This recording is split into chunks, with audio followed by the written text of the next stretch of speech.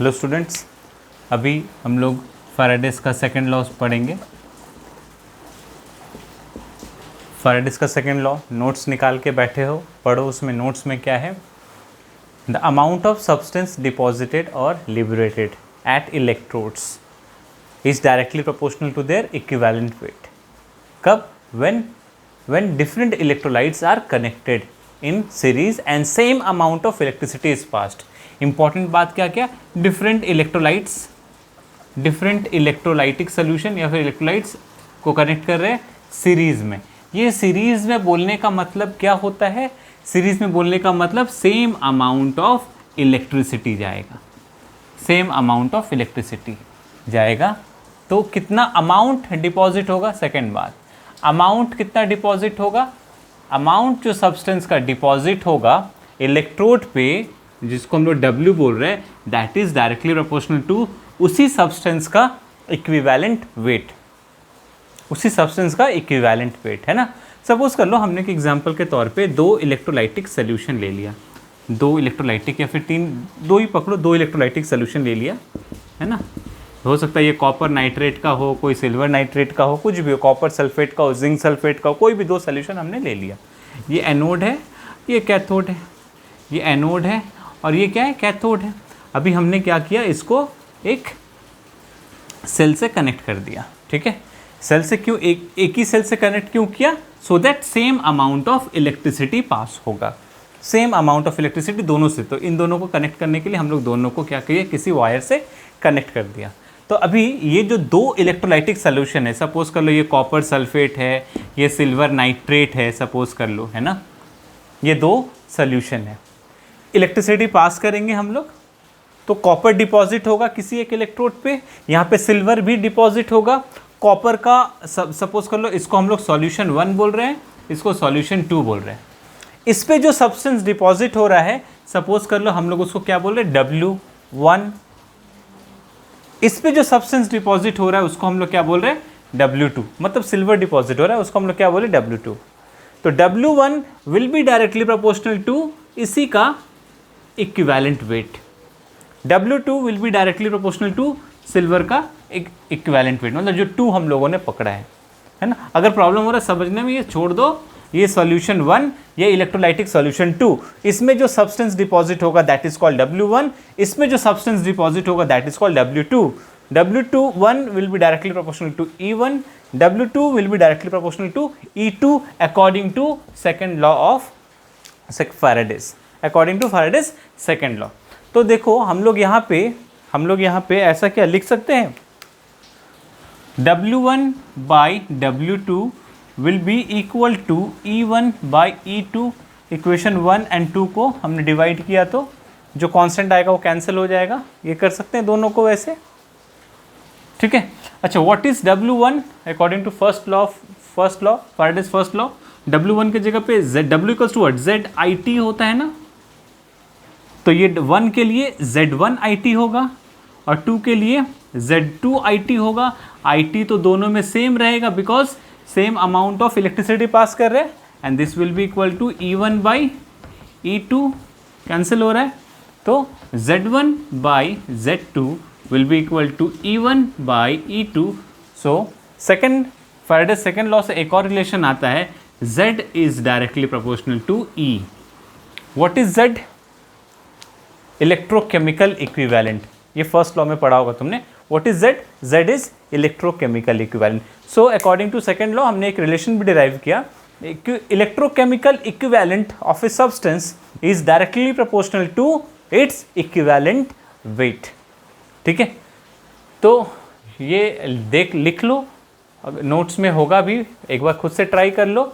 इसके बाद हम लोग इस पे कुछ क्वेश्चंस कर लेंगे, है ना। तो मेन बात फैराडेस सेकंड लॉ का क्या है? चलो मेरे साथ बोलो। Same amount of electricity pass करेंगे, कहाँ से? Through different electrolytes. Different electrolyte से same amount of electricity pass करेंगे तो क्या होगा? जो सब्सटेंस डिपॉजिट होगा डिफरेंट इलेक्ट्रोड्स पे, that will be substance deposited is directly proportional to equivalent weight. ये है फैराडेस सेकंड लॉ। ये कैसे आता है ये भी हम लोग डिराइव करके बोल सकते हैं। ये भी हम लोग डिराइव करके दिखा सकते हैं। कैसे? W is directly proportional to equivalent weight, ये भी हम लोग दिखा सकते हैं कैसे होता है। सपोज कर लो ये फर्स्ट इलेक्ट्रोलाइटिक सोल्यूशन में amount of substance deposited is W1, ठीक है। इसमें कितना डिपॉजिट हो रहा है? Suppose W2। अच्छा, W1 इक्वल्स टू, क्या हम लोग ये बोल सकते हैं? देखो तो ZIT बोल सकते हैं। W1 equals to what? ZIT बोल सकते हैं। W1 equals to ZIT। अच्छा, what is Z? Electrochemical equivalent of this substance, तो इसको हम लोग क्या बोलेंगे? Z1IT, ठीक है। अच्छा, Z1 मतलब E/96500, ये फॉर्मूला पता है।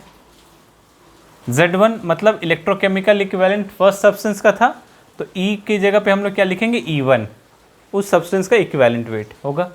चलो सपोज कर लो इस वाले इलेक्ट्रोलाइटिक सोल्यूशन में जो सब्सटेंस डिपॉजिट हो रहा है वो है W2, तो can we write W2 equals to Z2IT। अच्छा, IT दोनों केस में सेम होगा, why? Same amount of electricity pass हो रहा है, तो can we write W2 will be what? E2/96500 I and T। Equation 1 and equation 2 को अगर डिवाइड करेंगे तो what we will get is W1/W2 will be equal to, ये देखो कैंसिल होगा, ये पूरा पार्ट कैंसिल हो जाएगा, है ना, तो क्या आएगा? E1/E2। So what we can say is W is directly proportional to E, है ना। तो अमाउंट ऑफ सब्सटेंस डिपॉजिटेड और liberated is directly proportional to its equivalent weight, ठीक है। तो ये है फैराडेज सेकेंड लॉ, और सेकेंड लॉ से हम लोग एक रिलेशन डिराइव करते हैं बिटवीन इक्विवेलेंट वेट, जिसका एक और नाम है chemical equivalent, and electrochemical equivalent, ठीक है। ठीक है ना। तो चलो अभी क्वेश्चन कर लेते हैं इस पे। क्वेश्चन नंबर 5 देखो, पढ़ो एक बार। क्वेश्चन नंबर 5 तुम्हारे नोट्स में दिया हुआ है।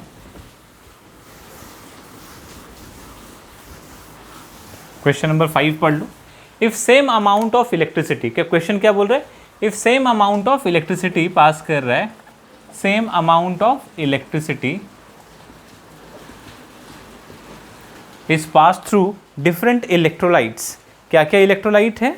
सिल्वर नाइट्रेट है, और क्या है? Silver nitrate and cupric salt, मतलब कॉपर सल्फेट है। Silver nitrate and copper sulphate, cupric salt है, क्यूप्रिक सॉल्ट सॉल्यूशन है, क्यूप्रिक सॉल्ट सॉल्यूशन है, ठीक है।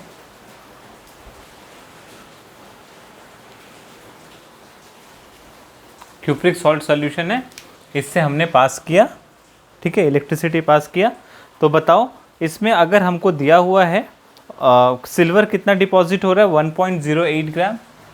तो यहाँ पे सिल्वर नाइट्रेट का एक सॉल्यूशन है, और यहाँ पे क्यूप्रिक सॉल्ट मतलब कॉपर सल्फेट है, सपोज कर लो, है ना। ये दोनों को हमने किस में कनेक्ट कर दिया? सीरीज़ में कनेक्ट कर दिया, है ना। तो ये सिल्वर नाइट्रेट का सॉल्यूशन है, ये क्यूप्रिक मतलब CuSO4 पकड़ लो, या क्यूप्रिक मतलब क्या? Cu2+ का सॉल्यूशन है। इसमें सेम इलेक्ट्रिसिटी पास किया, सिल्वर इसमें से डिपॉजिट हो रहा है। सिल्वर का जो अमाउंट है दैट इज़ 1.08 ग्राम। तो बताओ कॉपर कितना डिपॉजिट हुआ होगा, ठीक है। तो ये क्वेश्चन देखकर समझ में आ जाना चाहिए तुमको, दो डिफरेंट इलेक्ट्रोलाइट्स सीरीज में कनेक्ट किया है, मतलब फैराडे सेकेंड लॉ का बात बोल रहे हैं। तो हमको पता है weight 1/W2 will be equal to E1/E2, पता है ना। यहाँ पे इसको 1 पकड़ लो, इस वाले को 2 पकड़ लो। यहाँ पे 1 है तो यहाँ पे 1 को सिल्वर पकड़ेंगे, और 2 वाले को क्या पकड़ेंगे? कॉपर। इसको 1 को सिल्वर एंड 2 वाले को क्या पकड़ेंगे? Copper. What is the weight of silver deposited? Silver deposit कितना? 1.08/W of weight of copper कितना डिपॉजिट हो रहा है नहीं पता है। सिल्वर का इक्विवेलेंट मास कितना होगा? तो Ag+ इलेक्ट्रॉन लेगा और Ag बनाएगा। ये बहुत बार बता चुका हूँ मैं, इक्विवेलेंट वेट कैसे फाइंड करना है। तो equivalent weight of silver will be its atomic mass by number of electron gained और लॉस्ट 1, ठीक है। तो हम लोग क्या लिखेंगे 108 by equivalent weight of Cu। तो यहाँ पे Cu 2+ में है, 2 इलेक्ट्रॉन गेन करेगा, कॉपर ऐसे डिपॉजिट होगा। तो equivalent weight of copper will be its atomic mass divided by कितना नंबर ऑफ इलेक्ट्रॉन गेन्ड है 2, 63.5/2। ठीक है, तो ये करो कितना आएगा 31.75। एनीवेज, तो हम लोग इक्विवेलेंट वेट ऑफ कॉपर क्या लिखेंगे 31.75। तो इसको सॉल्व करके अमाउंट ऑफ कॉपर कितना डिपॉजिट हो रहा है ये फाइंड नहीं कर लेंगे हम लोग, कितना आएगा 0.3175 ग्राम। तो इस तरह से फैराडे सेकेंड लॉ कंप्लीट होता है। एक और क्वेश्चन करेंगे इसमें, इसको पॉज करके वीडियो को देख लो और कॉपी में खुद ब खुद साथ साथ करोगे क्वेश्चन को, कॉपी में खुद ब खुद करो, खुद से ट्राई करो। इसके बाद तब तक मैं दूसरा क्वेश्चन लिख लेता हूँ। समझ गए हो, वीडियो को तुम लोग पॉज करोगे, समझने के बाद खुद से बना लोगे, फिर दूसरा क्वेश्चन की तरफ हम लोग जाएंगे। इसके बाद हम लोग क्वेश्चन नंबर 9 करेंगे। क्वेश्चन नंबर 9, चलो अब इस क्वेश्चन को करेंगे। क्वेश्चन नंबर 9 को अगर हमने क्या लिया है सॉल्यूशन में, देखो हमने क्या लिया है, 3 इलेक्ट्रोलाइटिक सोल्यूशन लिया है। सिल्वर नाइट्रेट का सॉल्यूशन लिया है, और क्या लिया है कॉपर सल्फेट का लिया है ना, और AuCl3, ये 3 लिया है। तो बोले the molar ratio of cations deposited at the cathode. यहाँ पे मास नहीं बोला है, मोलर रेशियो बोला है।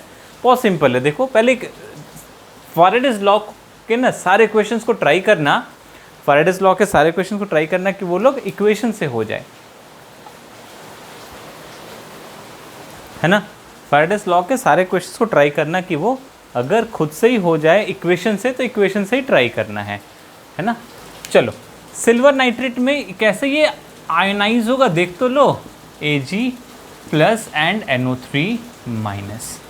ठीक है, तो कैथोड पे कौन जाएगा, क्योंकि बोला कैटायंस कहाँ पे, कैथोड पे यही जाएगा ना। एक्वस सोल्यूशन निकाल कर देख लो, H2O में H+ एंड OH-। कैथोड पे कौन जाएगा।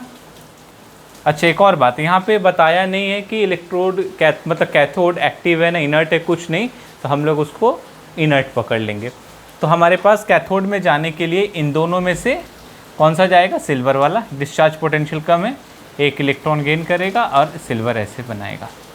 ठीक है, कॉपर सल्फेट में भी देख लो, CuSO4 में भी ये Cu2+ and SO4 2- H2O H+ and OH-।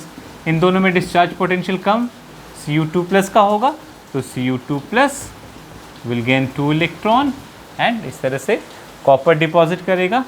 Similarly इसमें देखो AuCl3 का जो आयोनाइजेशन है Au3+ एंड 3Cl-।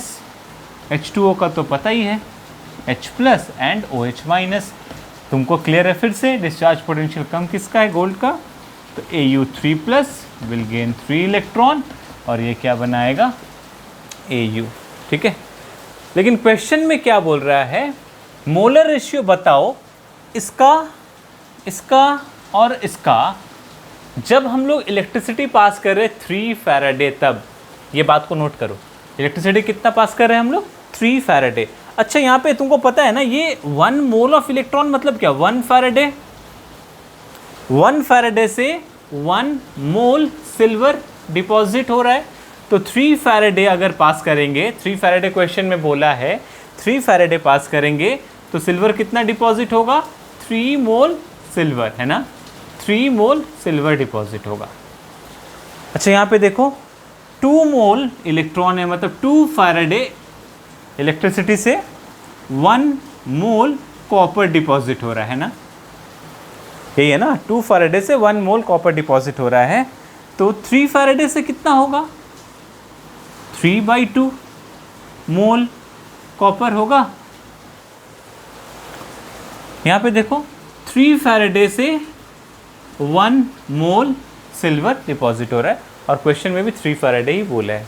चलो ठीक है, तो बताओ molar ratio of silver, copper and gold क्या है।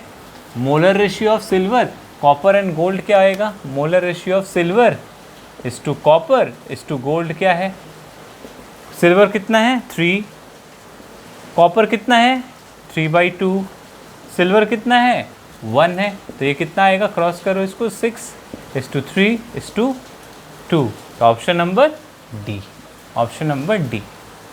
ठीक है,